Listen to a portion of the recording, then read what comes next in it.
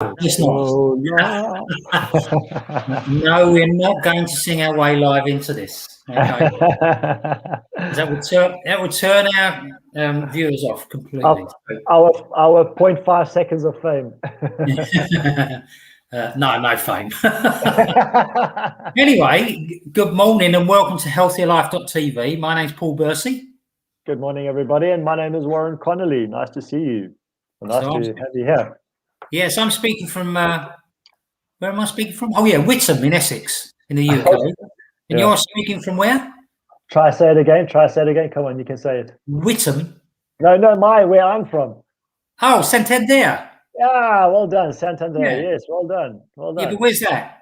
In Hungary. Oh, right. Okay. Just outside of Budapest. Ah, I'm coming to visit soon. Don't panic. Although you wouldn't know you were anywhere near the city. That's good. That's good. So you're near the city, so you can actually go and visit. And it's great, fantastic. If we have to, yeah. We have to. Yeah. It's like me with London, but I love London, but I don't like going there. Well, unless I'm going on an evening out. Okay.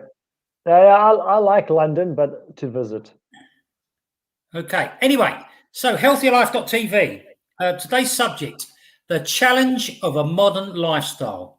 So before we really get into it, what do you think are the problems of a modern lifestyle?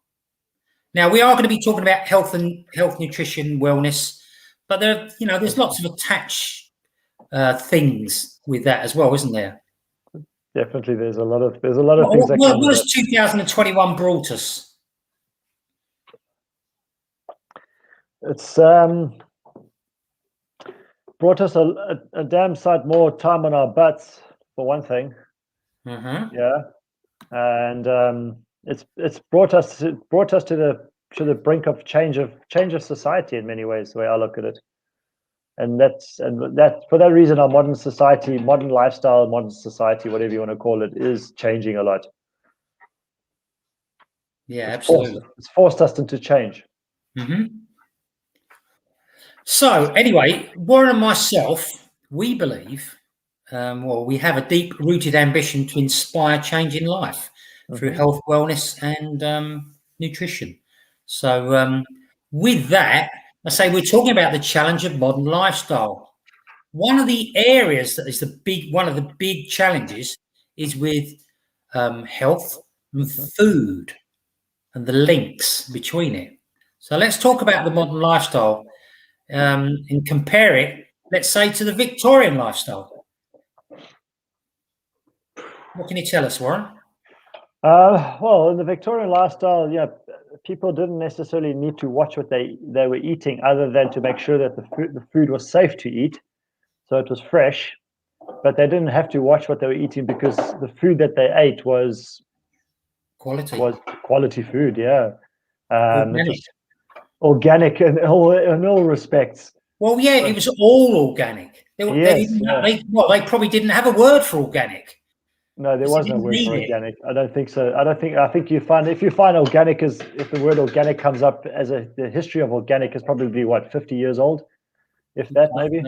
Maybe I should do some more research. But besides that, people were far more active on average than we are today, right? Yeah. And because of that, the foods that we ate were being used more efficiently and more to their purpose than they are today. Yeah, from a food angle, most people were very healthy, especially those that worked on the land, because they were picking the fruits, if you want to say, and obviously eating the same, and the percentages of goodness in it were high. Yes. Now the percentages are very much lower, which has caused us problems. Now, modern medicine really sprang out of the 19th century, and it's been going steadily downhill ever since, unfortunately. And here's a classic example of why it's steadily going downhill, because you just we're just coming towards some of the end of the pandemic, right? And not once has the UK government come out and spoken about improving the immune system. I've been monitoring it, and they're just not saying it. It's all based around drugs, based around vaccines. You know, and I'm not going to say anything about vaccines. That's individual choice. Okay, yes, of course. Absolutely. So, but I don't think any government has said anything about that. So I don't think the UK stands alone in that regard. No. But because I live in the UK, you know, and it's the same for the US. I'm looking at the US as well. They're not. The shift should be towards that, you know, with the option of drugs at the end of it, not drugs with a little bit of food at the end. Yeah, well, and even most of the food that is touted is not really potentially not specifically healthy for you either, right? Yeah, no. It's just not. And even vaccines are being made to look sexy these days. You know, to get a vaccination, it's been made to look sexy. So again, it goes in line with the drugs and the pharmaceuticals and things like that. Now that has a purpose, definitely, and in our modern day lifestyle, it helps to save many people's lives. Unfortunately, we become too dependent on it as a result, and this becomes a challenge for us as we age because of the dependency that many people have for pharmaceuticals and prescription drugs and so forth. I think this is something that is one of the bigger challenges in our modern lifestyle than, let's say, for example, marketing, advertising, media, you know, social media, all the information that's coming and being bombarded. We've been bombarded with on a daily basis. When you look at the fact that people have become so dependent on going to the doctor, getting a prescription for anything and everything, then it makes it, you know, it shows you that we are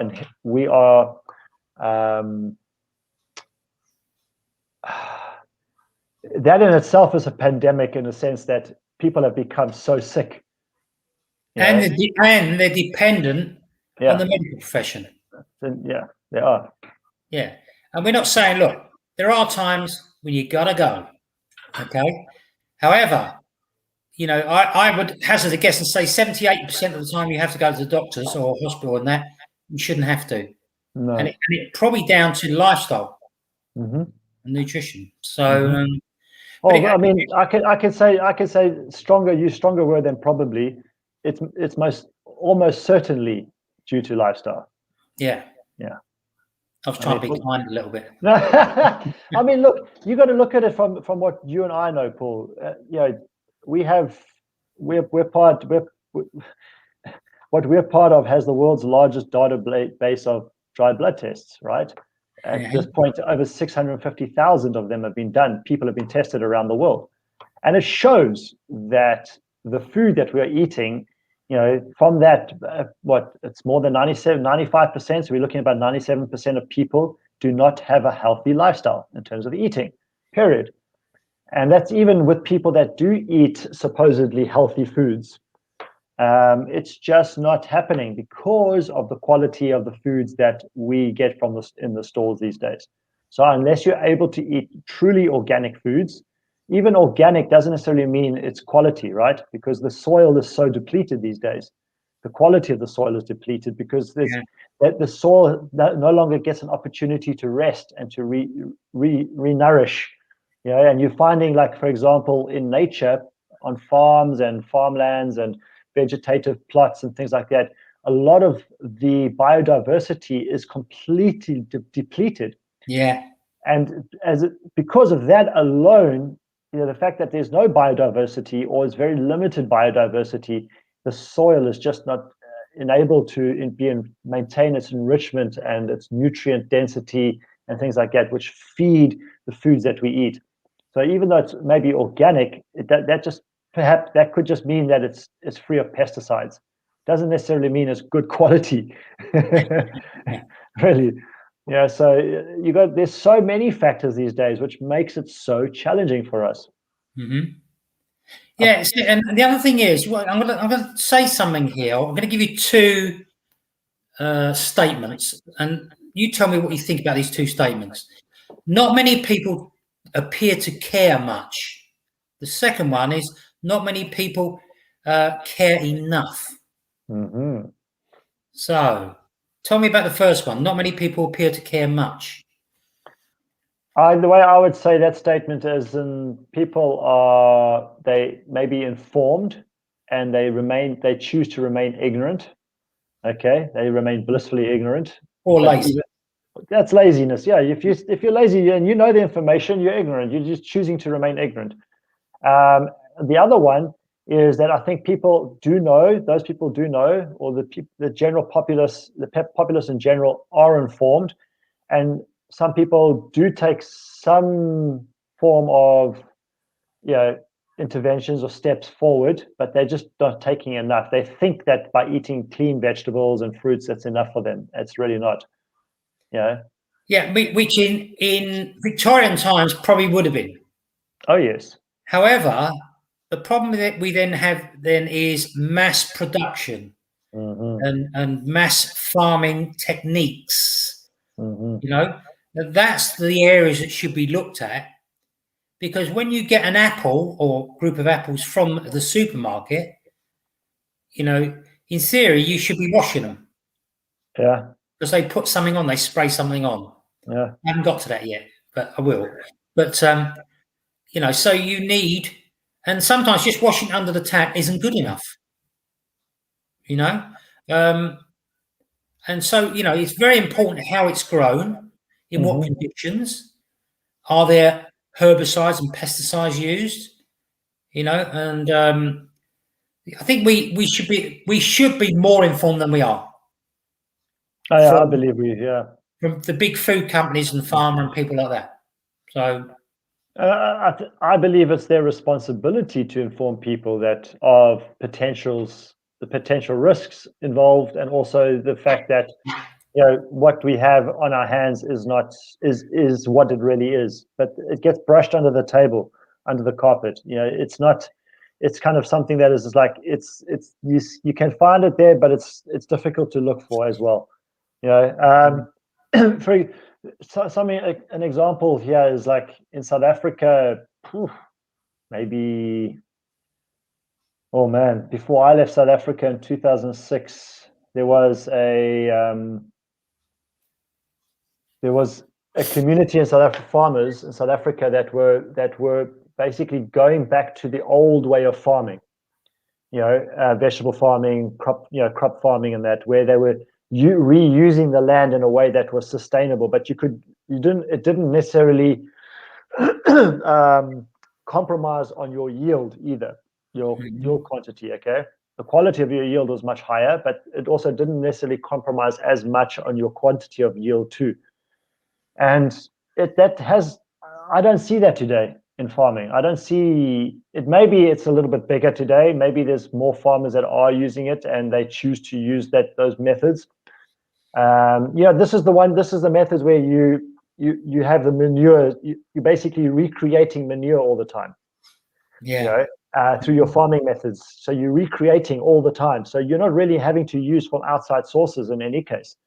But it's not.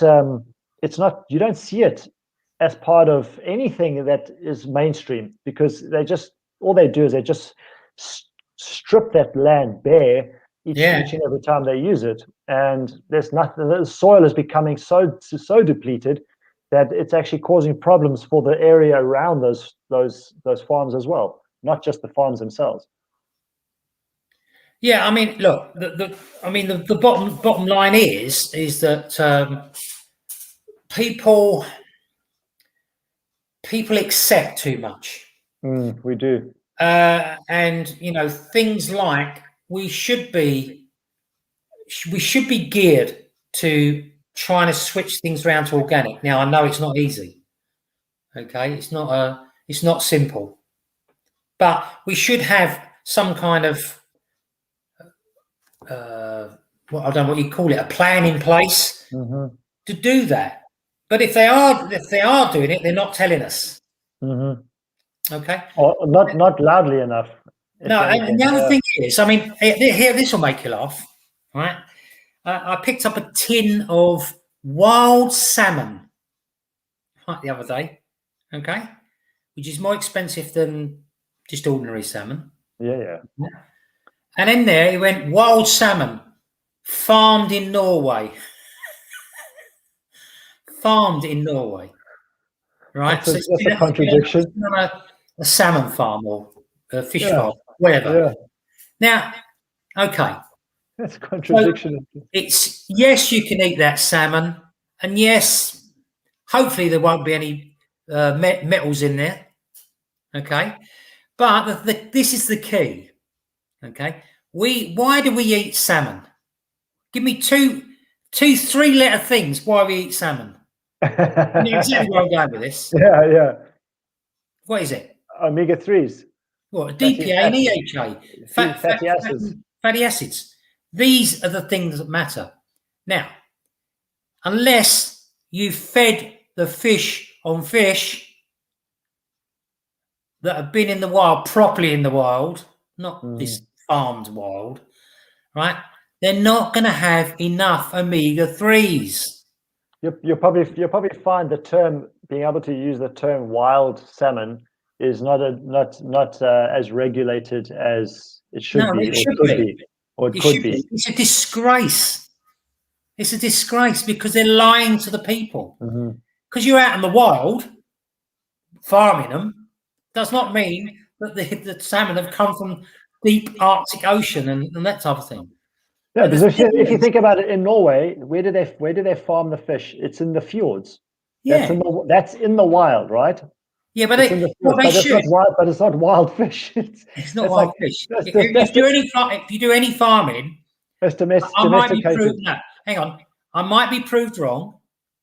Okay, but it's like they say, "Oh, this has been farmed in Scotland or whatever." You know, what you need is the deep sea algae, the marine algae. That's where you get the DHA and the EPA from. And then unless they're fed on that deep sea stuff, it's pointless. Well, the salmon are not eating the algae; they're eating the fish that eat the algae, which is like the mackerel, the pilchard. Well, you can get some of that from it, but what we're talking about is quality and strength of those fatty acids. Anyway, I'm digressing a little bit here. So what dominates our healthcare system these days? It's reactivity rather than proactivity. See, the only time you go to the hospital, with a few exceptions, when you go and do a mammogram or you do a bowel cancer screening and all that type of thing, with a few exceptions, it's all based on reactivity when you go in with something to a doctor and the doctor sends you to the hospital. Okay? There's nothing that the NHS talks about, maybe online, maybe on some of the websites, but they don't promote proactivity. If they did, they would save themselves billions, because the people wouldn't be there, a lot of them. Right? This is why Discovery Health, Discovery Health is so big in it's growing globally, because it's a South African company, all right, Discovery. Right. And the reason why they've grown so much is because since the beginning, they had a system and a policy in place that if you didn't visit your doctor, it's like a car insurance. If you don't go for that little, if you don't have any accidents or anything like that, your premiums come down. And the same with Discovery Health. Yeah. Their premiums would come down. So, and if you had a membership at a gym, you proved that you were going to the gym at so many X amount of days in a year, okay, you actually got benefits from that, because it showed that you were taking steps towards looking after your health and your well-being, as opposed to depending on your medical cover. So because it saves them money at the end of the day, because they're not having to fork out the money every time you want to go to the doctor. Yeah. And they save it a lot. They make a lot of money from that, okay? And the fact that you're not going to the doctor makes it even more money for them, and the benefit that you get and the reductions in your premiums is minimal, okay, from a big perspective. But for the individual, it's huge. And if the NHS or somebody else that did that, yeah, as you say, it would save them billions of pounds every year. Most certainly it would. Incentive. That's a novel concept. Incentive. Yeah, incentive is the soul of success. Anyway, yeah. So obviously the healthcare system gives us a wide range of specific and generally toxic drugs. Now, when you get a toxic drug prescribed, you open the box up. How's that for a contradiction? Yeah, I know. But you open the box up and you take out this big, big bit of paper, or it starts with a little bit of paper, and you pull it out, and then there's this big sheet of, or booklet or whatever, and tells you, the first thing ever, this product can kill you. It's like, and that's their legal part done. Our products don't say that, don't they?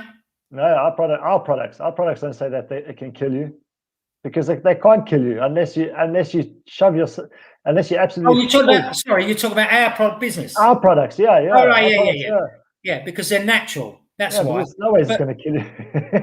But, so look, even if you're taking a paracetamol tablet, read the paper. Read the paper it's written on. That comes with the box before you take anything, and you'll go. I took antidepressants once for about 5 days. Okay. And I read what was on them. I saw what it was doing to me, and I went, I'm never, ever taking things like that again. I'm going to get healthy and well, mentally fit and everything. And I did, And as I say, I just wouldn't go back to them. I can't remember the last time I took any kind of drug. Can't remember. One of my oldest friends was on prescription drugs, and he actually had to be admitted into rehab. Yeah, because he had an addiction to prescription drugs.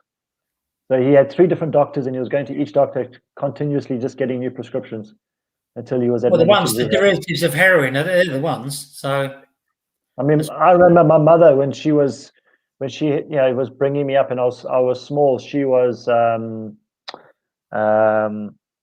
oh man, what was it? It's now illegal. It's a banned prescription drug, and I think it had traces of Mandrax, like a derivative of Mandrax, and it was something like that. But people used to take that in the 60s. Yeah, my mother was taking stuff like green and yellow tablets. I remember my mate he showed me them. Martin Bentley, I'll never forget his name. He showed me these green and yellow tablets. I said, "What's that?" And he went, "It's Mandrax." I went, "What's that then?" I was slipped Mandrax once before, and it knocked me out. And I was on crutches for weeks afterwards because of the way it knocked me out. And people were taking this, blindly taking it, and it was given to them like en masse as an easy little, like it was like almost like taking sweets. Yeah. The only thing that knocks me out now is seeing my team lose. It only lasts about 10 minutes, and I go, "Oh, well, whatever." Yeah, whatever. But unfortunately, look, going back to the pharmaceutical people, unfortunately, the pharmaceutical approach, although very often effective in suppressing the symptoms of a disease, have failed to prevent the astonishing increase in degenerative diseases. And it's overwhelming our healthcare services. And it's all based on lifestyle and nutrition, and stress and things like that. So, start meditating, drink more water, get more rest, and eat cleaner foods, and take the right nutrition. And yeah. But I mean, most of that things like sleep, water, the basics, eating fruit and veg, and all this. That's just to get you on first base. Yeah, it's not enough, but it's enough to get to start off and then move to that. Like I know loads of people don't drink water. Oh yeah, drink coffee all day. Now I used to have a client in Dubai in his 70s. He never drank water, never. Yeah. But I mean, obviously, we are 70% water. Brain's 85% water.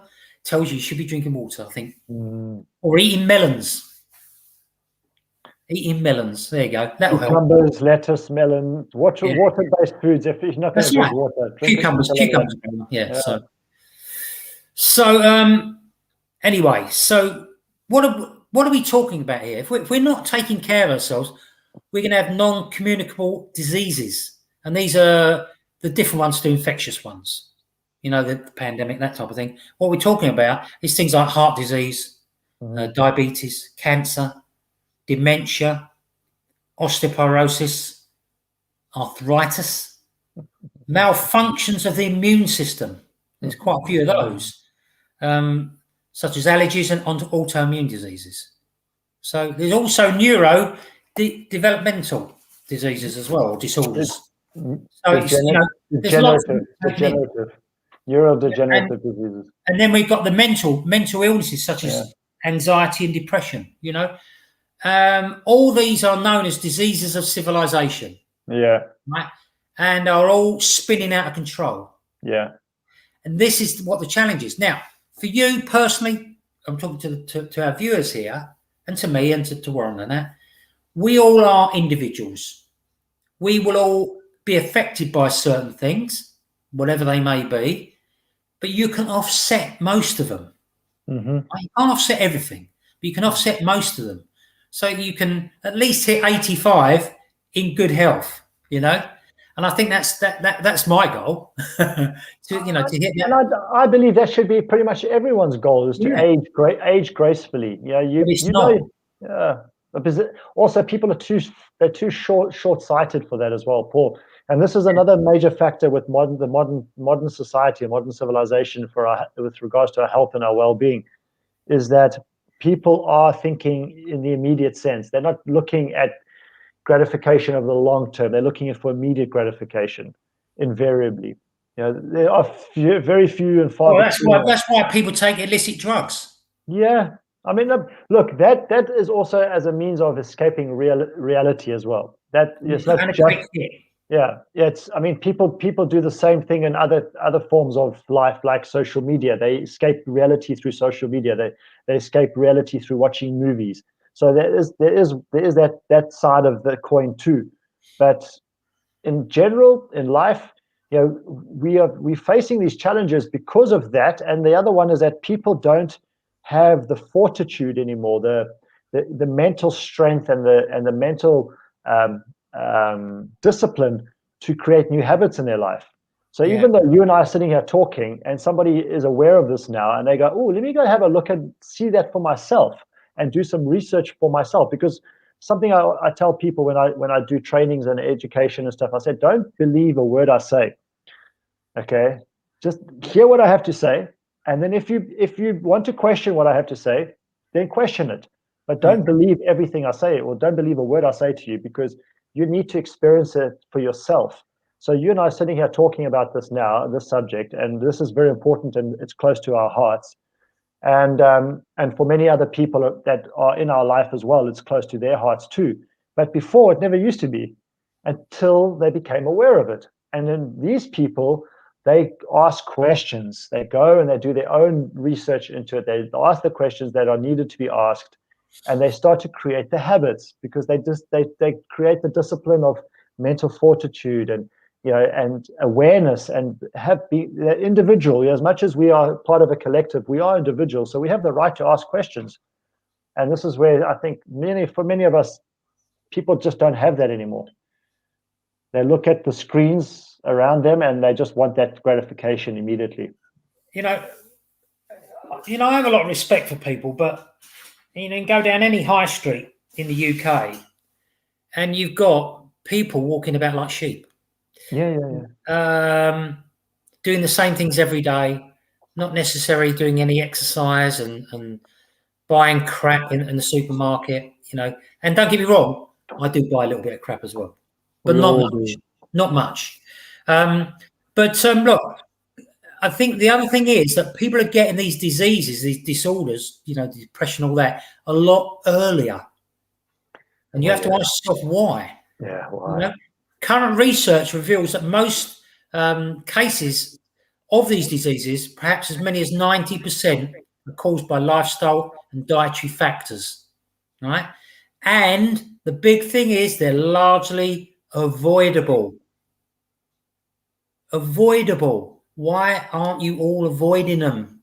Mm-hmm. Because you don't know, or you don't care, or maybe you're a little bit lazy, you know. And I don't mind hitting hard with this. If you don't like it, I've got to say, tough. Tough cookie. Tough, Yeah. because Yeah. we're not, you know, we're not there to sugarcoat anything. Yes, we'll have a laugh. Yes, we'll, you know, try and tell some jokes and things like that. But we passionately believe in all this. Okay, and I'd rather be on our side than the side of medicine. Now, we need medicine. Don't get us wrong. Yeah. Absolutely need it, but not all the time. Yeah. You know? Not every day. Yeah. Yeah. Unless you're recovering from something, and let's say, for example, you I mean, look. Yeah. Then obviously We're not saying we're not saying there's not genuine things going on. Of course there are, but it's the amount of percentage of things. True. You know, maybe I think I was did some research before. There's about 80% of things that go wrong can be avoided. Oh yes, easily. Yeah. Maybe the other 20% are inherent, and you're going to get them. But at least work on the lifestyle to reduce the chances of not having it so early, or even having a milder version of it as well. Yeah, that's right. Yeah. For example, like nowadays, you know, a lot of you're talking about the communicable diseases are happening younger and younger ages now, Yes. and there's cases of people in their 20s having Parkinson's disease and Alzheimer's. Yeah. Now, the symptoms of Parkinson's and Alzheimer's are not as the initial symptoms are not as obvious as you may think they are. Yeah, that's not like you're going to see a 20-year-old sitting there shaking or forgetting everything on a regular basis. Those symptoms come at a later stage, but by that stage, it's invariably too late. You know, or it's not necessarily irreversible, but the symptoms are so strong that, you know, even if you start taking the right stuff, it's going to reduce the levels of the intent and intensity of the condition, but it's not likely that people are going to be able to reverse that at that point in time. So you got to ask yourself, okay, if the 20-year-olds are experiencing Parkinson's and Alzheimer's disease, then what are we doing to ourselves? And why are people not paying attention to that? You know, this is not something that's new information either. This is information that's been out for at least 5 years. You know, and why are people not paying attention to that? I tell my clients this kind of information on a regular basis, and like stuff relating to what's going on around us today, and they still don't heed what I say to them. They still don't heed, and people still go and do things that they know that what they're doing is doing damage to their bodies and their health and their brain, but they go and do it in any case. Yeah. This is people that are working with me personally, and when they get to that, when they do that, I just look at them and I go, "That's your choice." You know, they try to justify, and make excuses. I'm saying, that's your choice. You made the decision to do it. Live with it now. You know what the potential consequences are. You have a goal in mind. You have an achievement, something you want to accomplish. They are the few people that do want to make. They say they want to age gracefully. And when they get older, because my clients are all in their 40s plus. Okay, that I deal with on a health related basis. So some of them are getting to understand that, but even with the education that I give them, they still go and do the wrong things. So it's a tough challenge just for us health professionals and coaches and that to be dealing with on a daily basis. So that for the masses, people just, as you say, you go to the high street and people walk around. I wouldn't say like sheep. I'd say people walk around like computerized zombies. Yeah. They're part of a programming, and they don't understand how to get out of that programming. You know, and simple things, you can do simple things each and every single day to help you get out of that programming. Yeah, but there's a thing you need to do before. You're quite right, but there's a thing you need to do before, and that's saying, even if it's to say, I don't know what to do. Yeah, ask the question. Okay, if you and there are people, you've got to be honest and admit that, and go, okay, but I'm going to find out. Mm-hmm. I think and then you can go on to those other things. I mean, most of everything, the problems that we have are from chronic subclinical inflammation. So it can be, when you sprain your ankle, sprain your knee, you have that redness, the pain, soreness. that's inflammation, but that's acute inflammation. Well, what we're talking about is inflammation that's built up over time. Chronic inflammation, which is the real dangerous one. Okay, and you don't know it's going on. The only time you know it's going on is when you're the far end of what it is you've got. Oh, the spectrum, yeah. Yeah. Now there are 5 basic elements that we really espouse.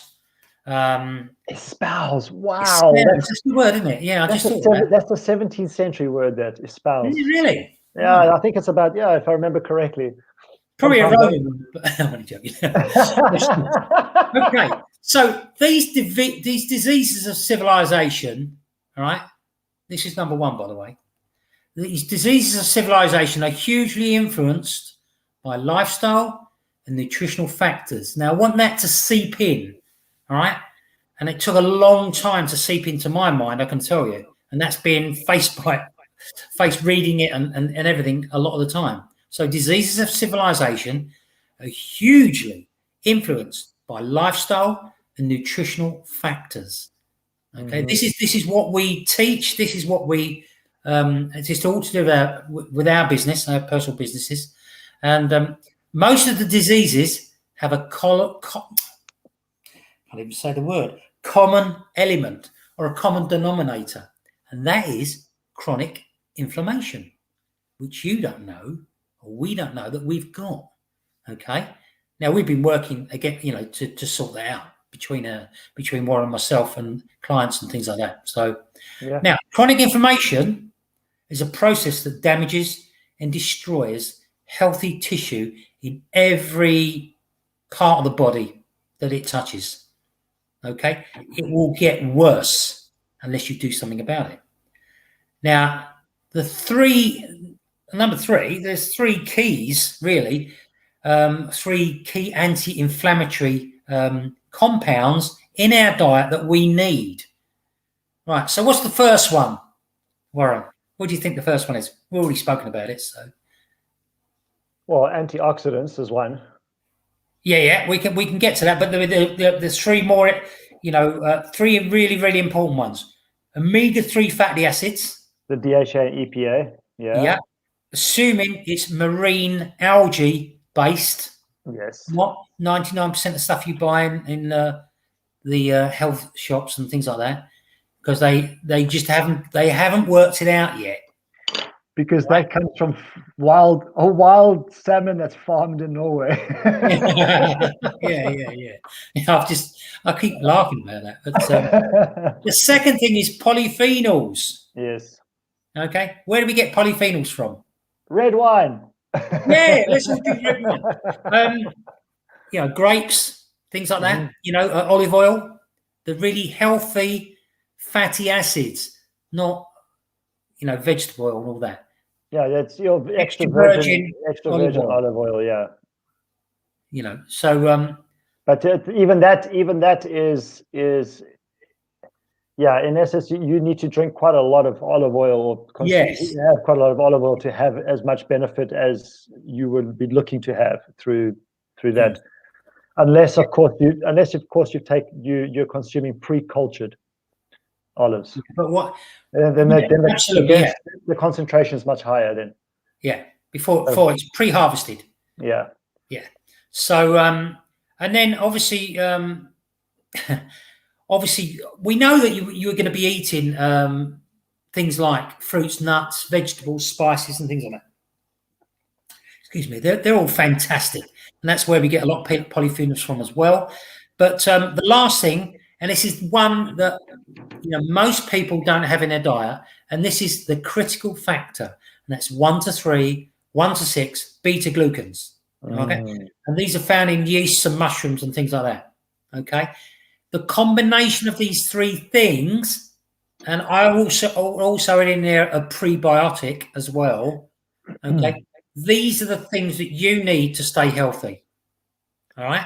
And just as a bit of insight for people when they hear the word prebiotic, because most people would assume that they're thinking you were talking about probiotics. No. Probiotics is one thing. Prebiotics is what actually feeds the probiotics to do the battle against the bacteria in your stomach. So because in your body, you've got billions of of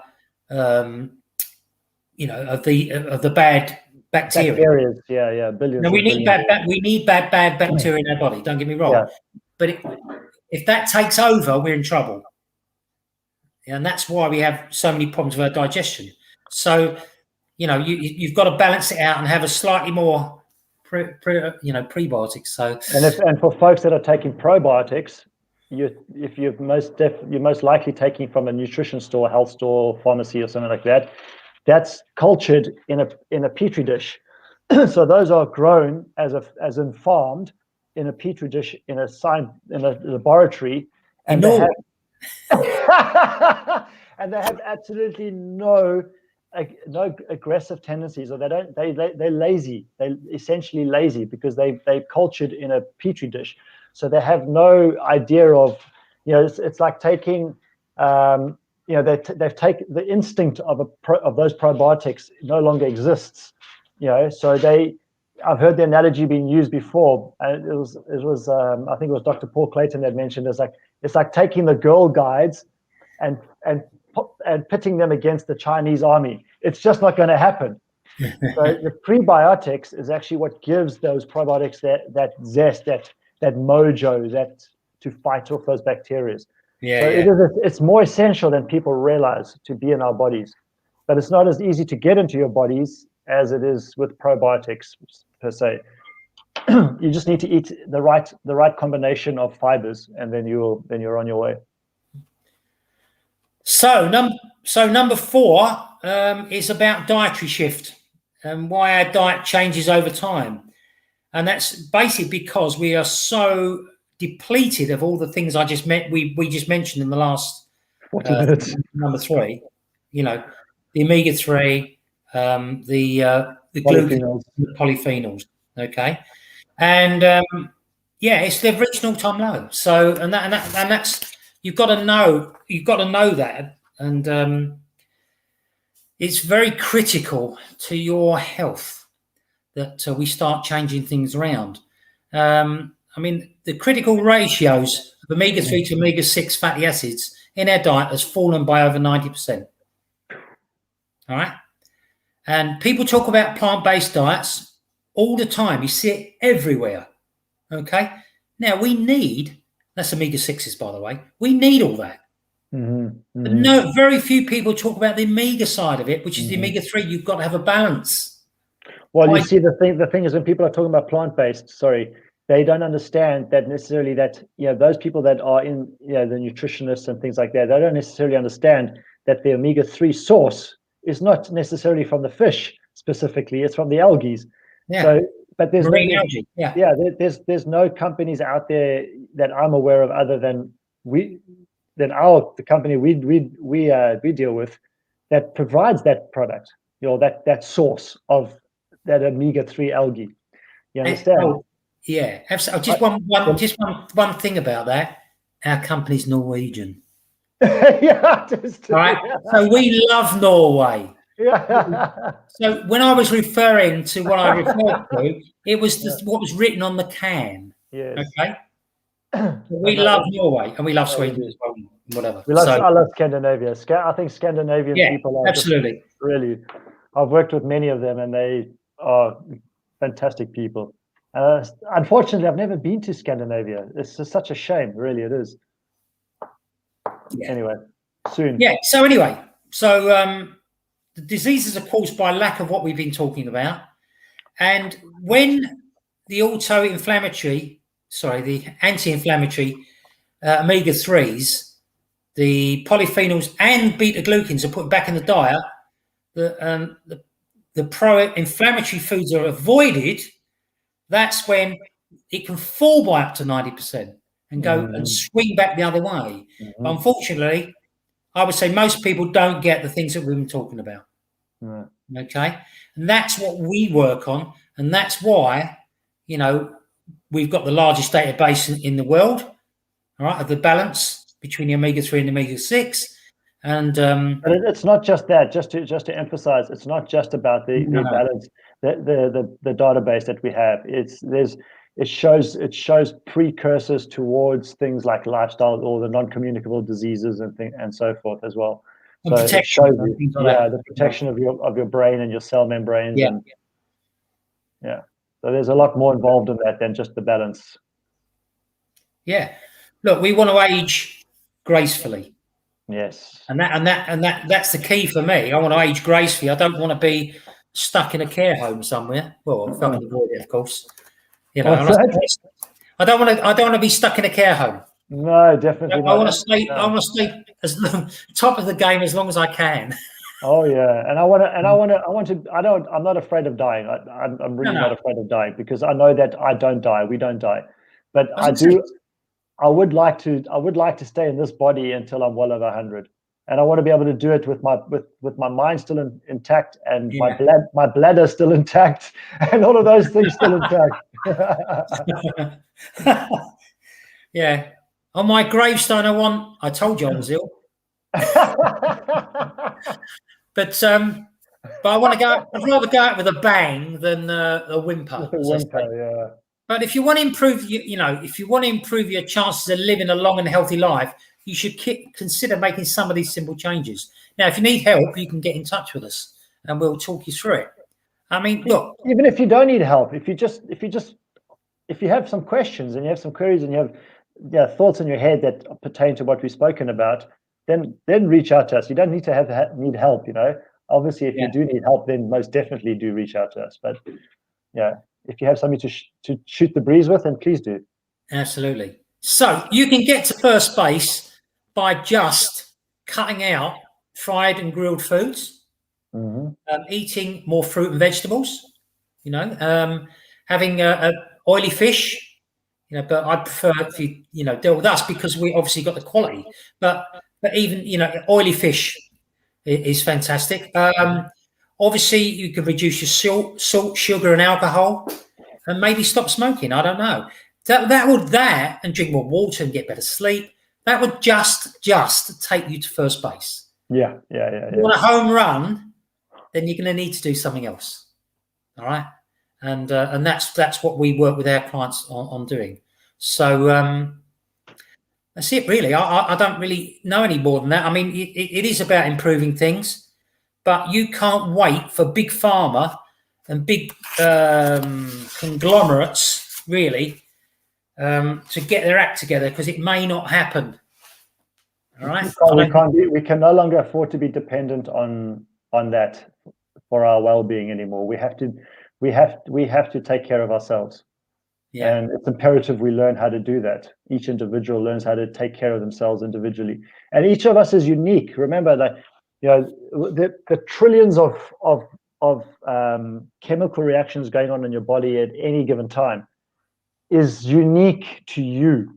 So what Paul and I talk about is, we talk about the science, we talk about the data, we talk about this and that. All right. However, what I find works for me in terms of food will not necessarily be the same for Paul or anybody else for that matter. But at the end of the day, if you do look at what the common sense is, just think about it from a logical perspective.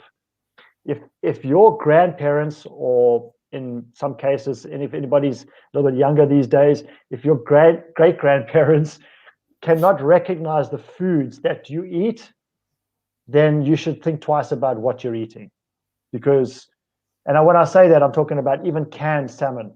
Your grandparents, they wouldn't have eaten necessarily canned salmon, because they would have been catching it straight out of the stream, or they would have been getting it from the harbor, from the harbor off the boat, and eating it fresh like that. So, these kind of things that you need to look at that and assess for yourself, and just be honest about yourself, for yourself. What am I eating? Is this really helping me to age gracefully and to not have to be dependent on somebody else when I get older? So that I can live a life that is fruitful, enjoy myself, and still be able to travel freely or whatever, and just be able to do things with my own independence, and then be willing to start new habits in your life. And this is where Paul and I come in as well, because we help people we help show people what new habits they can create. We don't force it upon you. We show you the tools, and then we show you how to use those tools if you want to use those tools. But that's up to you. Yeah, because my question always at the end of chatting is, do you want my help? Yeah. So you have a choice, yes or no. and that's how it should be. You can't impose things on people. No. It just doesn't work.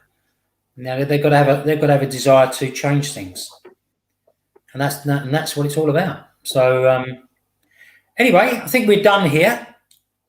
I believe. I'm sure we are. So you've got to learn to live with the modern lifestyles, and take a step back, take a few breaths in, think about what you want, ask yourself the question: am I healthy?